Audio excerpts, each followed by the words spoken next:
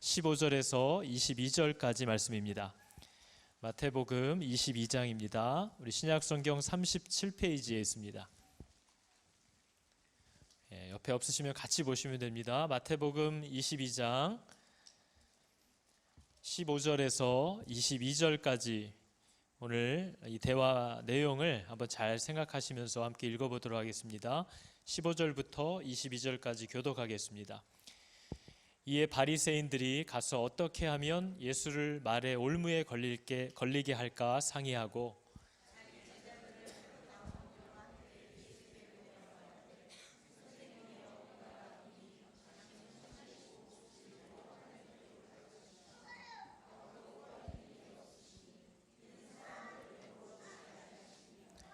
그러면 당신의 생각에는 어떠한지 우리에게 이르소서. 가이사에게 세금을 바치는 것이 옳으니까 옳지 아니하니까 하니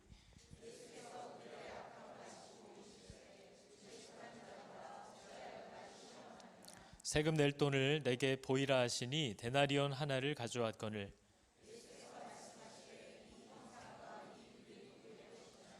이르되 가이사의 것이니이다. 이에 이르시되 그런즉 가이사의 것은 가이사에게 하나님의 것은 하나님께 바치라 하시니 그들이 이 말씀을 듣고 놀랍게 여겨 예수를 떠나가니라.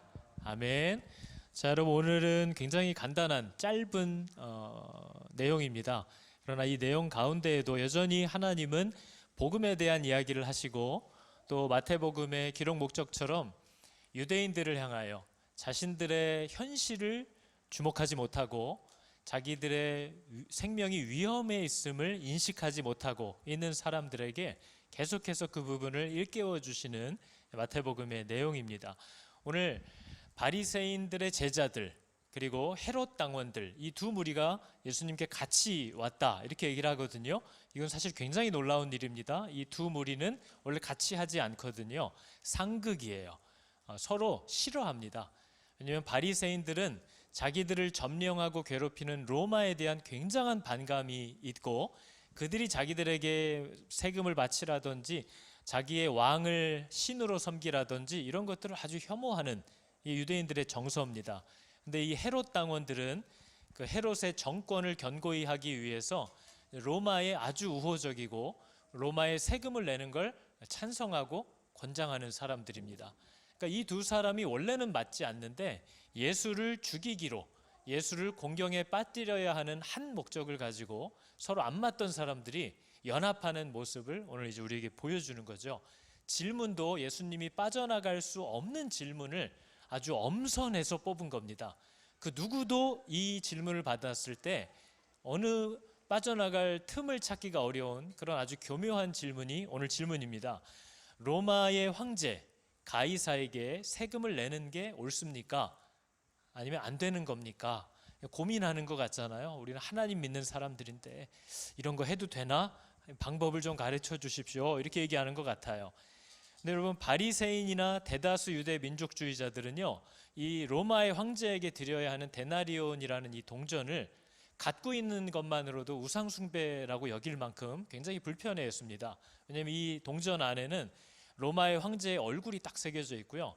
그 뒤편에 보면은 글귀 신이요 대제사장 이런 글이 써 있어요. 그러니까 하나님이 받으셔야 하는 그 찬양이 그 선포가 이 로마의 왕을 향하여 딱 새겨져 있는 동전이기 때문에 유대인들은 이걸 가지고 다니는 것만도 굉장히 우상숭배라고 여기고 그걸 실제로 불편해해서 끝까지 로마의 황제에게 세금 내는 걸 거절하다가 죽임을 당하는 일들이 종종 있었던 일들입니다.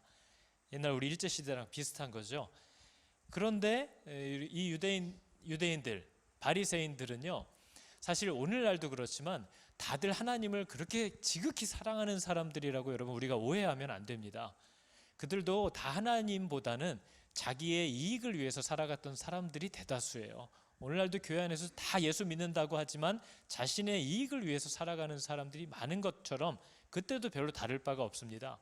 이 세금 내는 것을 싫어하고 반대했던 건 단순히 신앙적인 이유만은 아니고요.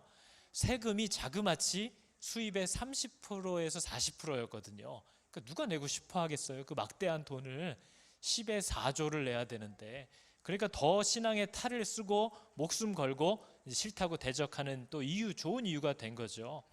그런데 이 헤롯 당원들은 로마에 세금 내는 것을 당연히 해야 되는 의무라고 또 얘기하는 사람들이에요. 그러니까 이 두 무리가 왔기 때문에 예수님이 어느 대답을 해도 걸리게 되어 있습니다. 그죠? 하나님을 섬기는 사람들은 절대 이런 사람의 왕을 신으로 여겨서는 안 된다. 이렇게 하면 헤롯 당원들에게 정치적으로 걸려 들어가게 되어 있고 죽임을 당할 거고요. 그래도 어쩔 수 없지 않을까요? 하고 그래도 세금을 내야 하지 않을까요? 라는 뉘앙스를 비추면 바리새인들과 이 열심 당원들에게서 완전히 배격당하는 거죠. 공격당하는 거고요. 그러니까 이거는 자기들도 답을 낼 수 없는, 그래서 바리새인들도 사실 암암리에는 이런 우상 숭배하는 돈을 사용하는 게 옳지 못하다느니 이런 것들을 자기들끼리는 얘기하지만 절대 공식적으로는 이런 것들을 언급하지 않고 살았습니다. 오늘날도 마찬가지잖아요. 저희들도 애매한 부분은 웬만하면 언급 안 하려고 하고 살잖아요. 괜히 시비를 당하고 공격을 당하니까요. 그래서 이들의 질문은 사실 되게 어떻게 해야 성도답게 사는 건가요? 이렇게 질문하는 것 같이 들려요. 그리고 예수님을 향해서도 선생님이요, 당신은 진리를 가르치시고 입에 발린 찬양을 어마어마하게 합니다. 그러나 이들이 질문하는 것은 순종하기 위함은 아니에요. 진짜 어떻게 해야 하나님의 뜻대로 우리가 처신할 수 있을까요? 이걸 물어본다면 예수님은 아마 대답을 해주실 거예요. 우리가 앞에서도 봤지만 예수님은 순종하려고 질문하고 따르려고 쫓아오는 자들에게는 가르쳐 줍니다. 그리고 그들이 이해하지 못하면 불러서 다시 그걸 가르쳐 줍니다. 그러나 순종할 마음이 없이 나오는 자들, 혹은 예수님을 대적하려고 이런 식으로 나오는 사람들에게는 예수님은 딱 두 가지의 반응을 보이시는데, 그들이 이해할 수 없도록 말을 하시거나 아예 말을 안 하십니다. 그래서 여러분, 저와 여러분들이 말로는 하나님의 뜻을 알고 싶어요. 여러분, 이것도 뉘앙스에 따라서 같은 말도 두 뜻인 걸 아시죠? 어떻게 하나님을 바르게 섬길 수 있습니까? 라는 건 섬기고 싶다는 뜻이고요. 어떻게 하나님을 바르게 섬깁니까? 하는 건 못하겠다는 뜻인 거죠. 근데 어떤 태도로 하나님께 묻느냐는 되게 중요합니다. 저와 여러분들도 기도할 때 하나님, 이게 말이나 돼요? 어떻게 하라는 거예요? 그럼 아마 하나님이 침묵하실 수도 있어요. 왜냐하면 이 사람은 마음이 없어요. 하나님은 뭔가를 명령하실 때 할 수 없는 일을 명하시지 않는 분입니다. 그러나 우리가 불편한 거죠. 내가 싫은 거예요. 또 내가 믿지 못하겠는 거죠. 그런 질문에 대해서 하나님은 이해할 수 없게 되거나 아예 말씀을 하지 않으시는 모습들을 우리에게 보여줘요. 그래서 이들이 겉으로는 되게 정중하게 나와왔는데 예수님은 그들의 질문을 듣자마자 물었습니다. 어찌하여 나를 시험하느냐, 이렇게 물어봤거든요. 니들이 들으려고 나오는 것도 아니고 순종하려고 나오는 것도 아니고 알고 싶어하는 것도 아니다. 왜 나를 시험하느냐? 이 부분을 예수님이 제일 먼저 딱 짚어내시고 동전을 하나 가져오라고 오늘 얘기하시는 거죠. 그러면서 예수님의 질문이 이거였습니다. 예수께서 거꾸로 다시 질문하시는 거예요. 이 동전에 나와 있는 이 형상과 이 글이 누구의 것이냐, 이렇게 물어봤어요. 여러분, 예수님은 지금 이 궁지에 몰렸기 때문에 여기서 빠져나가는 것만이 목적이 아닙니다. 예수님은 절대로 궁지에 갇히지 않아요. 그러나 거기서 벗어나려고 지금 필사적이신 게 아니고요. 그 상황 속에서도 그들이 들어야 할 것을 얘기하시는 겁니다. 지금 마태복음이라고 했죠? 유대인들에게 하는 얘기예요. 바리새인들에게 하는 얘기예요. 율법의 교사, 믿음의 선생들이라고 착각하고 있는 자들에게 지금 얘기하시는 거예요. 이 동전에 누구에게 새겨져 있니? 가이사, 세상의 형상과 세상의 사상이 거기 새겨져 있어요. 그럼 그건 누구 거라는 거예요? 그럼 그건 가이사의 거라는 거예요. 그러나 그 안에 하나님의 형상과 하나님의 사상이 만일 새겨져 있다면 그건 누구 거라는 거예요? 그건 하나님의 거라는 거예요.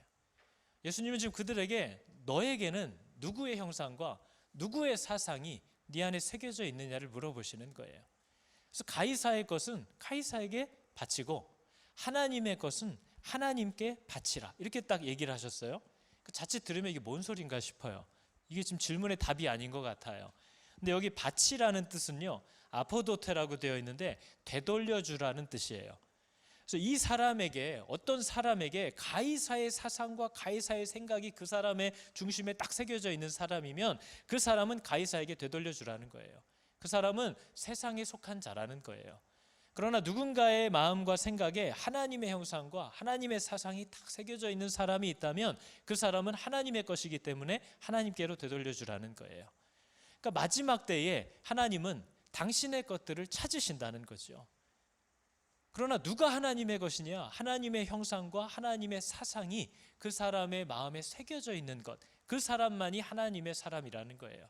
근데 너희들은 지금 하나님의 사람이라는 옷은 다 입고 이렇게 나한테 나와왔는데 너희들의 마음에는 굉장히 약한 세상의 사상과 세상의 형상들이 새겨져 있는 걸 보는 거죠.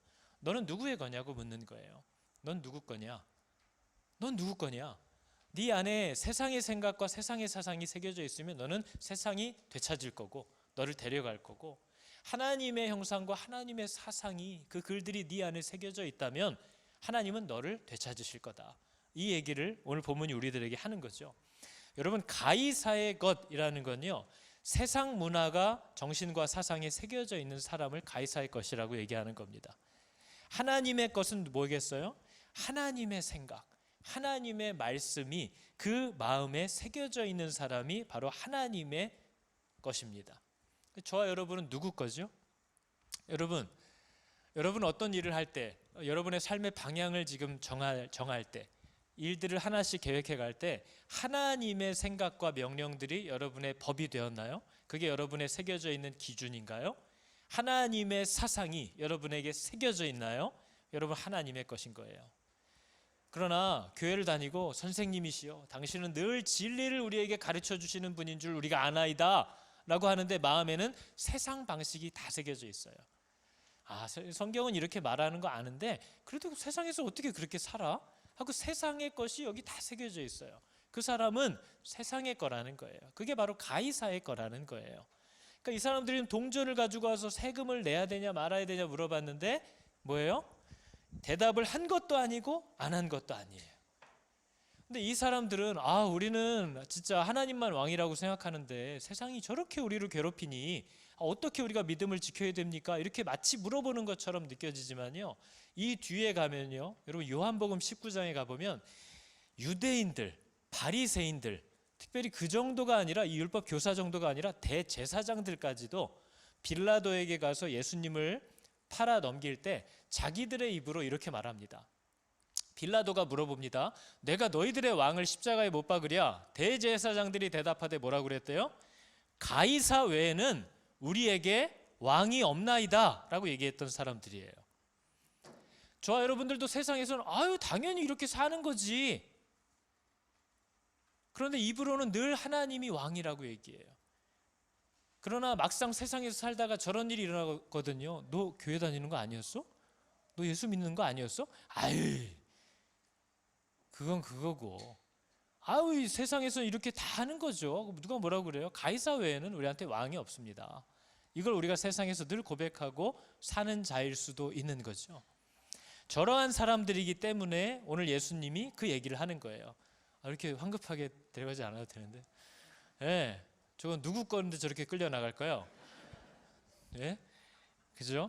여러분, 우리 안에 누구의 생각이 심겨져 있느냐를 스스로 생각하는 건 되게 중요합니다. 여러분이 난 하나님의 말씀이 내 안에 새겨져 있다 라고 얘기할 수 있는 것 같으신가요?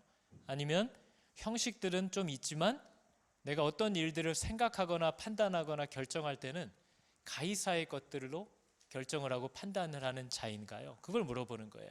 예수님은 지금 유대인들에게 얘기하는 겁니다. 유대인들, 믿는다고 착각하고 있는 사람들. 그러나 뒤에 가서 이런 일이 터지면 가이사 외에는 우리에게 왕이 없습니다 이렇게 얘기하고 있는 실체를 드러낼 사람들, 그들에게 이 얘기를 해주시면서 하나님의 것은 하나님께 바치라. 뭐예요? 하나님은 가이사의 것은 받지 않으신다는 거예요. 하나님은 그 중심에 하나님이 아닌 세상의 것을 새겨놓고 사는 사람들을 자기의 것이라고 부르지도 않고 받으시지도 않으실 거다. 이게 마지막, 이 앞서서 여러분 우리가 열매의 비유, 포도원의 비유, 잔치의 비유, 많은 비유들을 했잖아요. 씨앗의 비유. 그게 다 뭐예요? 하나님이 당신의 게 아니면 안 받는다는 거예요. 당신 게 아니면 뽑아낸다는 거예요. 당신 게 아니면 우리로 모아드리지 않으실 거라는 거예요. 근데 당신께 뭐예요? 하나님의 형상과 하나님의 사상이 그 마음에 새겨져 있지 않은 것들은 하나님께 아니라는 얘기를 하는 거예요. 지금 이 시비를 거는 순간에도 그렇게 얘기를 하고 있는 거죠. 어차피 이 사람들은 여러분 시비를 걸러 나왔기 때문에요, 예수님이 아무리 하늘의 지혜로 얘기해도 결국 시비를 걸 거예요. 그러니까 그건 별로 중요하지 않아요. 예수님이 오늘 솔직히 어떤 답도 안 했습니다. 세금을 내라고 하지도 않았고요, 세금을 내지 말라고도 안 했어요. 가이사의 건 가이사, 하나님의 건 하나님에게. 그럼 어디까지가 가이사 거고 어디까지가 하나님 건지도 예수님 얘기 안 했어요. 그건 여러분이 정해야 되는 거 아닙니까? 어디까지가 나에게 있어서 하나님이 준 건가요? 어디까지가 나에게 있어서 하나님을 떠나 세상의 온전한 세상 거라고, 이건 하나님께 아니라고 할 수 있는 게 어디까지인가요?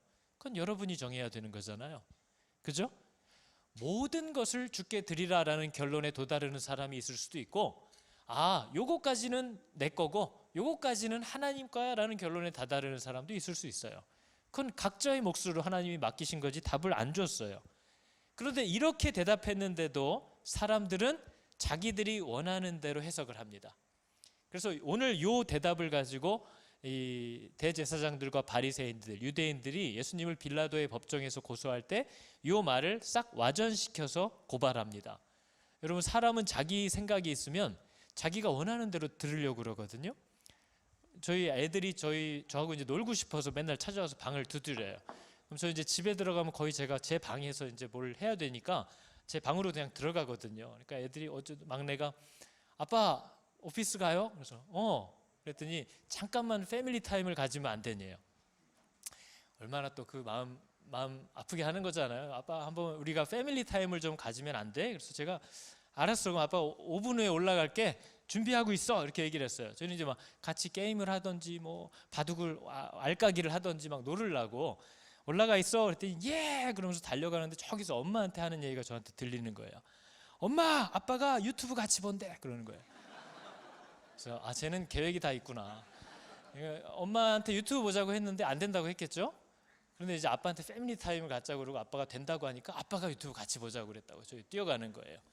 그죠? 여러분, 우리가 내 계획과 내가 바라는 게 너무 마음에 확고하게 있잖아요. 그러면은 사람은 귀가 오작동을 해요. 자기가 듣고 싶은 것만 딱 들어요. 그게 진짜 악하게도 내가 일부러 그렇게 할 때도 있는데요, 진짜 못 들을 때도 있어요. 먼저 그 나라와 의를 구하라, 그리하면 이 모든 것을 너에게 더하시리라. 근데 내가 너무 뭔가가 갈급한 사람은요, 뒤에 것만 들려요. 하나님이 내 모든 걸 더해 주신대 하고 막 너무 행복해해요. 근데 그 앞에 게 안 들리는 거예요. 먼저 그 나라와 그 의를 구하라, 그 안 들리는 거예요. 내가 원하는 대로만 다 그게 들리는 거예요. 그래서 내가 바라고 내가 확신하는 게 너무 강하게 우리 마음에 들어와 있으면 귀도 오작동을 하고요, 하나님이 뭔가를 얘기해도 마음이 그걸 편집을 해요. 그래가지고 엉뚱하게 얘기를 해요. 들을 귀 있는 자는 들을지어다, 이 얘기를 예수님 정말 많이 하셨거든요. 들을 귀라는 건요, 자기 생각과 자기 계획과 자기의 기준, 자기 확신, 자기가 바라는 것을 앞세우지 않는 자들에게만 허락되는 신체 부위가 들을 귀라는 겁니다. 그러나 자기가 갖고 있는 게 너무 강하면 사람들은 이것을 잘못 들어요. 그러면 오병이어 같은 설교, 같은 설교를 10명이 들으면 결론이 한 12개쯤 나옵니다. 다 다르게 들어요. 그래서 오병이어 설교를 듣고도 어떤 사람은 맞아, 아무리 광야지만 나를 공급하시는 분 누구야, 내가 배고픈 거 아시는 분 누구야 하고 내가 그 공급자 되시는 그리스도만 따라가야지 라고 결정을 내리는 사람이 있고요, 어떤 사람은 그 조그만 애가 그냥 그 도시락 자기 먹을 거 그걸 들고 나왔대 하면서 혼자 막 마음 따뜻해 하시는 분이 있어요. 거기 꽂혀가지고 막 마음 따뜻해 하다가 근데 어른들은 도시락 어떻게 또 막 짜증내기 시작하는 거지. 이것들은 애가 들고 나오는데 지들은 뭐 한 거야 하면서 엉뚱한 대로 막 생각들이 흐르는 사람들이 있어요. 다 먹고 12바구니가 남았다, 4,000명이 먹은 후엔 7광주리가 남았다, 그러니까 광주리는 사이즈가 얼마나 거지 또 그거 찾아보는 분이 있고, 다 정신이 엉뚱한 대로 흘러갑니다. 성경이 말하는 걸 듣는 사람이 있고요, 성경이 말하는 건 안 듣고 거기 나와 있는 것들로 생각이 흘러 엉뚱한 대로 떠내려가는 사람들도 너무나 많아요. 자기 생각, 12바구니가 남았다 그러면 집에 마침 바가지가 깨졌는데 이러면서 또 생각이 그쪽으로 흘러나가기 시작하는 거죠. 그러니까 사람이 같은 말을 들어도 자기의 생각, 자기의 계획, 자기 환경, 자기가 바라는 것이 너무 강렬하게 마음에 있으면 하나님이 지금 내게 얘기하시는 것을 잘 듣지 못합니다. 그래서 예수님이 오늘 굉장히 지혜롭게 얘기했다고 우리는 막 감탄을 하지만 사실 아무 소용이 없어요. 저들은 이걸 자기들 마음대로 편집해서 나중에 예수님 죽이는 재료로 딱 갖고 나오거든요. 빌라도에게 가서 이렇게 얘기합니다. 예수를 빌라도에게 끌고 가서 고발하여 이르되 우리가 이 사람을 보매 세 가지를 고발합니다. 우리 백성을 미혹하고 가이사에게 세금 바치는 것을 금하여, 딱 얘기하죠. 저렇게 예수님이 언제 금했어요? 가이사에게 세금 바치는 것을 금하여 자칭 왕이라 하더이다. 이 세 가지를 딱 고발했습니다. 그래서 저 고발했더니 빌라도도 여러분 똑똑한 사람이에요. 이 정도 자리에 올 정도면. 저들이 세 가지를 고발했는데 어떤 거를 고발하는 건지 핵심 파악을 빌라도가 바로 하죠. 그래서 예수님께 딱 하나만 물어봐요. 왜냐하면 저 세 가지의 문제는 다 예수님이 자기를 왕이라고 부르는 것에서 나온 거예요. 자기가 왕이니까 로마 왕에게 세금 바치지 말고 나를 따르라고 백성들을 미혹한다, 그 얘기거든요. 그러니까 빌라도가 그걸 딱 알아듣고 세 개의 고발 내용 중에 3번 핵심되는 것만 딱 가지고 예수님한테 네가 유대인의 왕이냐 이것만 물어봅니다. 네가 유대인의 왕이냐? 그랬더니 예수님이 또 못 알아듣는 말 장렬하시는 거죠. 네 말이 옳도다, 이렇게 얘기를 했어요. 이게 헬라어 표현으로 네가 그렇게 말했다라는 뜻이거든요. 그러니까 지금 빌라도에게 대답을 한 것도 아니고 안 한 것도 아니에요. 네가 유대인의 왕이냐 물었더니 네가 인정했다라는 뜻인지, 네가 그렇게 말한 거지 내가 그렇게 말한 건 아니다, 이런 뜻일 수도 있거든요. 그러니까 이 빌라도가 잡으려고 하면 잡을 수도 있고요, 놔주려고 하면 놔줄 수도 있는 대답이에요.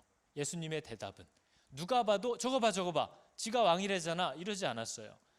그러니까 빌라도에게도 지금 기회가 있는 겁니다. 빌라도에게도요, 하나님이 그 아내를 통해서 이 사람에게 해롭게 하지 말라는 얘기를 아내를 통해서 들어요. 그 아내가 밤새 꿈에 시달렸다고, 이 사람에게 해하지 말아라. 그러니까 마음에 이미 불편합니다, 빌라도도. 그리고 자기가 직접 예수님을 대면하여서 대화를 하다 보니까 이 사람의 언행에 선동적인 것도 없고 진짜 잡아 넣어야만 할 수밖에 없는 죄가 있지도 않아요. 그래서 빌라도가 결론을 이렇게 내리거든요. 내가 보니 이 사람에게는 죄가 없도다. 세상 법정에서도 예수님은 무죄라는 게 선고된 사람입니다. 그분의 죄로 죽은 게 아니에요. 그렇게 내렸는데도 빌라도는 자기가 옳다고 맞다고 생각하는 대로 행동하지 않습니다. 사람들의 시선을 의식해서 행동하는 거죠. 풀어줘도 되는데요, 그러면 욕을 먹을 것 같으니까 헤롯이라는 다른 왕에게 패스해 버리는 거예요. 여러분, 성경이 말하는 죄가 뭐냐면요, 옳다고 생각하고 알면서도 그렇게 하지 않는 것을 죄라고 얘기하는 겁니다. 성경은 몰라서 하는 것은 하나님이 이해하세요. 그러나 이게 아니라는 걸 알게 되었는데도 하지 않는 것을 성경은 죄라고 얘기합니다. 그래서 바울이 하나님을 알지 못하는 사울이었을 때에 예수 믿는 사람들을 잡아서 핍박하는 것이 하나님을 위한 일이라고 바울은 진짜 믿었습니다. 그리고 바울은 자기가 믿는 대로 정말 역동적으로 일한 거죠. 하나님은 그것을 죄라고 하지 않습니다. 깨닫게 해주시죠. 왜냐하면 적어도 바울은 자기 양심에 거리낌이 없어요. 정말 하나님께 옳다고, 하나님 앞에 맞다고 생각하는 대로, 하나님이 기뻐하실 거라고 생각하는 대로 행동하는 사람이라는 사실이 바울은 회심하기 전이나 후나 변함이 없습니다. 근데 우리의 문제는 이게 아니라는 것을 알고도, 하나님이 이걸 기뻐하지 않으실 거라는 것을 알면서도 하지 않을 때 성경은 그걸 죄라고 얘기하는 겁니다. 그게 바로 우리가 주의해야 될 고의로 짓는 죄라는 거예요. 하나님의 뜻을 알면서도 하지 않습니다. 여러분, 이게 우리가 얼마나 죄인이라는 것을 성경이 가르쳐 주는지 몰라요. 그래서 이런 얘기들을 할 때 헤롯에게로 토스를 해버렸어요. 이제 빌라도도 자기가 자신이 없는 거죠. 근데 헤롯이 예수님이 온다고 하니까 되게 좋아합니다. 헤롯은 왜 좋아할까요? 예수님이 정말 좋아서 좋을까요? 헤롯은 예수님이 무슨 기적을 자꾸 일으킨다고 하는 얘기를 하도 들어가지고 그분이 오시면 어떤 이적 행하시는 것을 볼 수 있겠다라고 기대했다는 거예요. 헤롯도 자기 기대가 있죠. 헤롯도 예수님 그대로 받아들이려는 게 아니라 자기가 원하는 걸 보고 싶어서 예수님이 온다고 하니까 좋아했대요. 그럼 아까도 얘기했죠. 예수님은 자기 기대를 가지고 예수님을 부르는 사람들에게 어떻게 반응하신다고요? 못 알아듣게 말하든지 말을 하지 않으시든지. 그죠? 그래서 예수님이 딱 만나시자마자 어떻게 했다고요? 아무 말도 대답하지 않으셨다. 왜요? 헤롯이 실망하되 완전히 실망할 때까지. 저와 여러분이 하나님 앞에 기도를 하고 신앙생활을 하고 말씀을 읽어요. 그런데 내가 그렇게 기도하고 말씀 읽고 신앙생활을 하는 데는 목적이 있어요. 그러면 여러분 잘 못 듣습니다.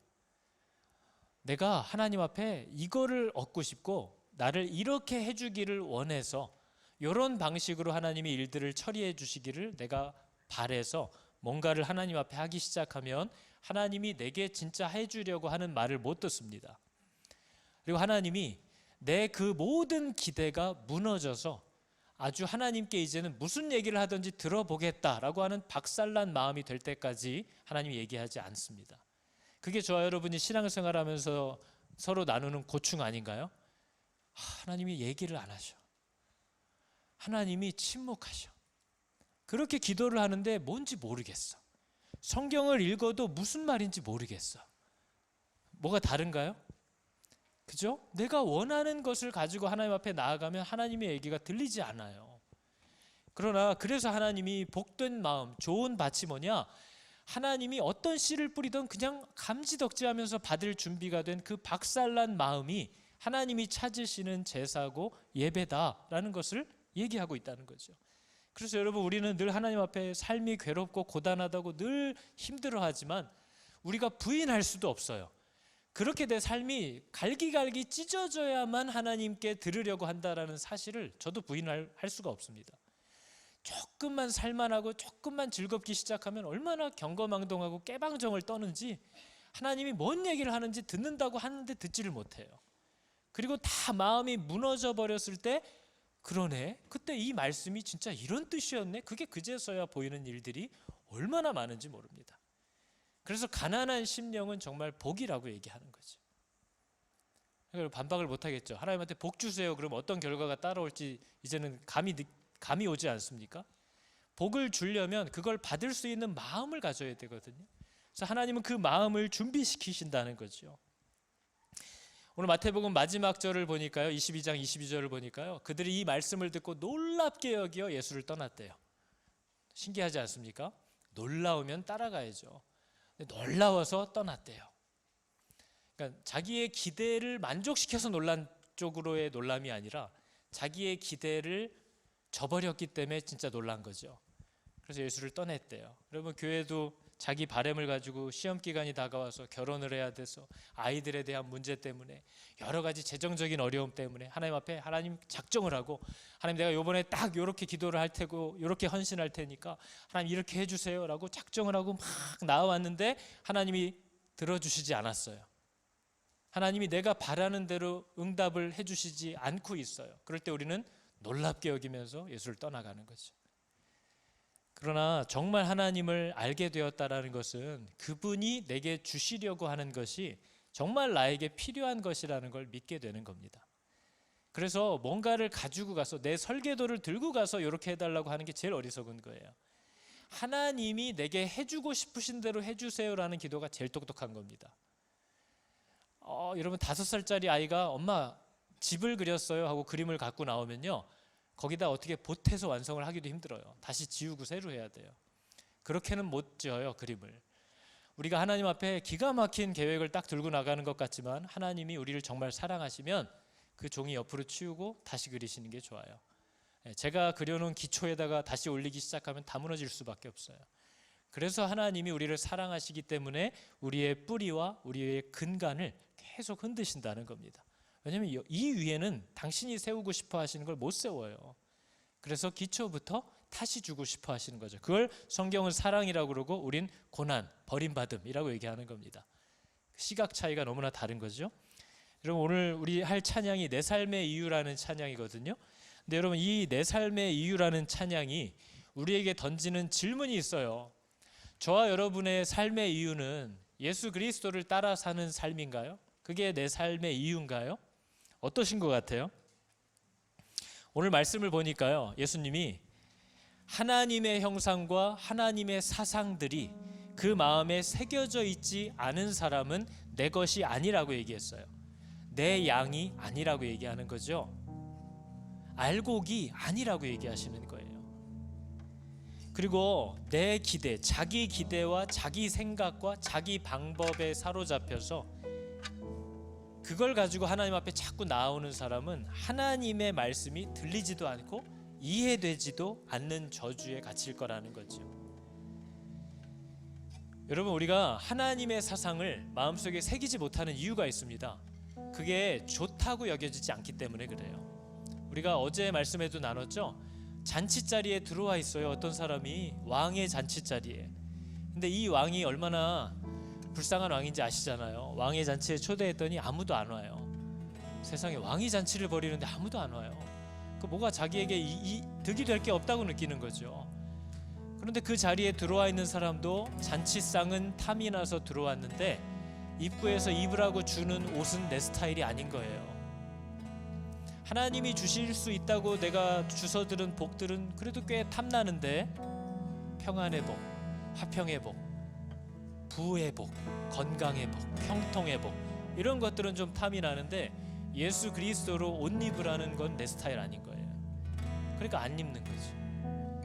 따라가지 않는 거예요. 왜 우리의 마음에 하나님의 형상과 하나님의 사상이 새겨져 있지 않을까요? 내 스타일이 아닌 거예요. 그게 정말 나에게 복이 될 거라고 잘 믿어지지 않는 거예요.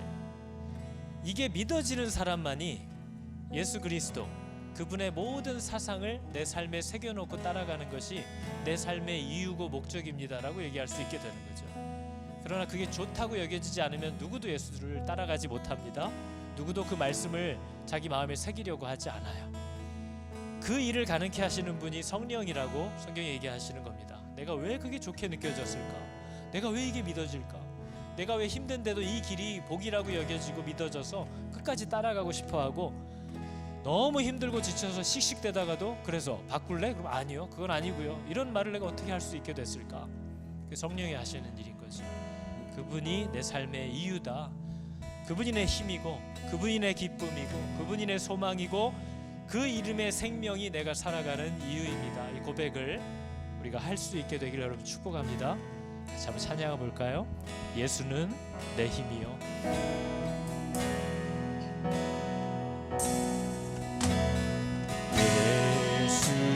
예수는 내 힘이요, 나의 기쁨, 내 참 소망, 그 이름의 생명이 내 삶의 이. 다시 한번 해볼까요? 예수는 나의 힘이요, 예수는 내 힘이요, 나의 기쁨, 내 참 소망, 그 이름의 생명이 내 삶의 이유라. 오직 주만 따라갑니다. 오직 주만 따라갑니다. 오직 주만 높이 받으소서. 내 평생에 그 이름을, 그의 선하심을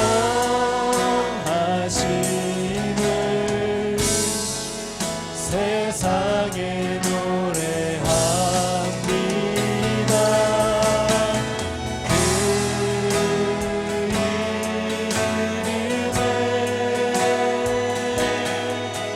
크신 능력, 영원한 생명이 내 삶의 내가 사나 죽으나 그 이름을 위하여, 내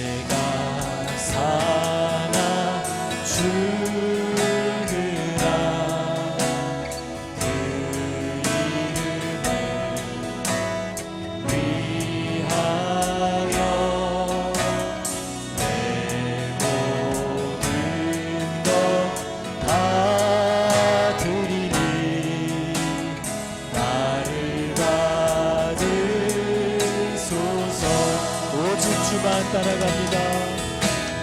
오직 주만 따라갑니다. 주님만 높임 받으소서. 오직 주만 높임 받으소서. 내 평생에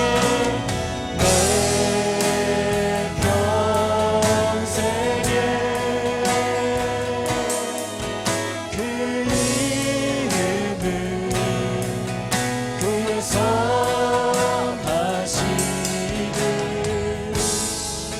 세상에 노래합니다. 그 이름에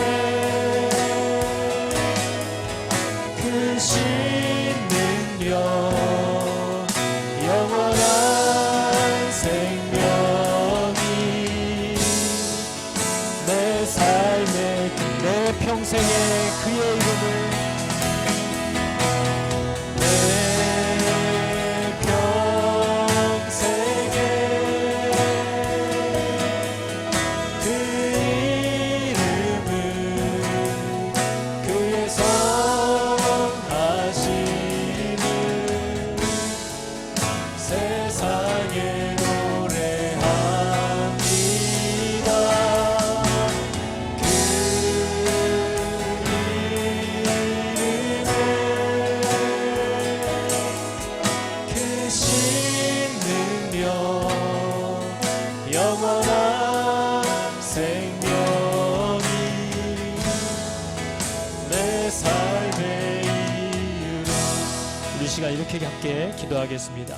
하나님, 내 안에 하나님의 형상과 사상들이 새겨져 있는 내가 하나님의 것인지를 이 시간 돌아보게 하여 주시고, 내가 하나님 앞에 나아갈 때마다 내 기대와 내 생각과 내 방법과 내 기준에 사로잡혀서 하나님의 말씀이 들리지도 이해되지도 않는 이 저주에 갇혀있지 않도록 하나님, 박살난 마음, 부드러운 마음을 하나님 내게 허락하여 주셔서 내가 예전에 만난 하나님 때문에 오늘의 하나님을 만나지 못하게 되고, 내가 예전에 받은 하나님의 은혜를 주목하느라 오늘 주시려는 하나님의 은혜를 거절하게 되는 하나님, 이 저주에 빠져있지 않도록 아버지, 늘 내 마음을 어린아이와 같이 아무것도 모르고 아무것도 알지 못하는 자처럼 하나님 앞에 나아가 오늘을 살아갈 힘과 오늘의 도움과 오늘의 인도하심을 묻고 어린아이와 같이 순종하기를 날마다 결단하는 이 복된 마음을 허락하여 달라고 시간 함께 기도하겠습니다. 하나님, 내 안에 하나님의 사상이 새겨져 있는지, 하나님의 말씀이 내 안에 새겨져 있는지, 내게는 누구의 형상과 누구의 글이 새겨져 있는 자인지 하나님 이 시간 돌아보게 하여 주사. 아버지, 내가 하나님께 바쳐질 자인지 혹은 가이사에게 되돌려질 자인지 하나님 깨닫게 하여 주시옵소서. 하나님, 늘 힘으로는 하나님이 진리를 말씀하시고 늘 하나님이 모르신다고 얘기하지만 늘 그 마음으로는 가이사 외에는 우리에게 왕이 없다고 얘기하며 세상의 방식과 세상의 방법들만을 쫓아서 아버지, 이런 가이사의 것들이 아닌지를 우리가 돌아보게 하여 주시옵소서. 하나님 앞에 나아가 기도할 때마다 하나님, 내 생각과 내가 기대하는 것들에 사로잡혀 있지 아니하도록 내 마음을 부드럽게 하여 주시고, 오직 하나님의 생각과 마음이 내 안에 부어질 수 있도록 주님 나를 만져주시고 붙잡아 주시는 그 은혜가 우리 가운데 나타나게 하여 주시옵소서. 하나님, 정말 내가 하나님께 더 이상 듣지 못하는 내 생각과 내 원대로만 마음이 이해하고 엉뚱하게 이해하기 시작하는 아버지, 그러한 자리에 머물지 않도록 하나님, 내게 가난한 마음을 허락하여 주시고 내게 부드러운 마음을 허락하여 주시고, 아버지, 내가 진실로 하나님 앞에 무릎 꿇는 겸손함을 허락하여 주사 오늘의 하나님이 내게 말씀하시고자 하는 것을 들을 수 있는 복된 귀를 하나님 우리에게 허락하여 주시옵소서. 하나님이 진실로 일하시는 줄을 믿습니다. 하나님 감사합니다. 하나님과 싸우겠다고, 하나님의 명령을 꺾어보겠다고 늘 이런저런 말씀들을 가지고 또 이런저런 핑계와 변명과 감정에 호소하면서 하나님께 불순종할 길들을 요리조리 엿보는 아버지, 패역한 이 자녀들을 주께서 불쌍히 여겨 주시옵소서.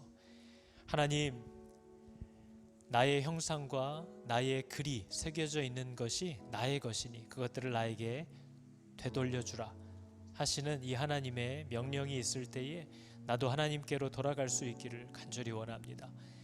바리새인들처럼 가이사 외에는 내게 왕이 없다고 세상을 떵떵거리고 살아가면서도 교회에 와서는 어떻게 해야 하나님을 바르게 섬길 수 있습니까? 마치 물어보는 자처럼 그 명예, 그 영광도 탐내는 이 어리석은 인생들을 주께서 불쌍히 여겨주셔서 하나님 앞에 벌거벗는 것을 두려워하지 아니하고 사람 앞에 수치를 당하고 판단받을 것이 두려워 하나님 앞에 치료조차 받지 않고 꽁꽁 싸매고 숨어 살아가는 이런 어리석은 인생이 되지 아니하도록 늘 주님 앞에 나와 겸손히 엎드려 벌거벗고 하나님이 나를 읽으시고 살피시도록 필요한 부분들을 고치시고 공급하시도록 하나님 앞에 드러눕는 그런 어린아이와 같은 저희들이 다 되게 하여 주시옵소서. 아버지, 내 마음에 너무나 많은 기준과 생각과 확신과 경험들이 있어서 하나님의 말씀을 온전하게 깨달을 수 없도록 만듭니다. 주님, 나를 긍휼히 여겨주사 이 저주에서 벗어날 수 있도록 날마다 그리스도의 발 앞에 마리아와 같이 겸손히 엎드릴 수 있는 지혜와 생명이 우리 가운데 있게 하여 주시옵소서. 여호와는 내게 복을 주시고 너를 지키시기를 원하며 여호와는 그의 얼굴을 비추사 은혜 베푸시기를 원하며 여호와는 그 얼굴을 너에게로 향하여 드사 평강 주시기를 원하노라. 아멘.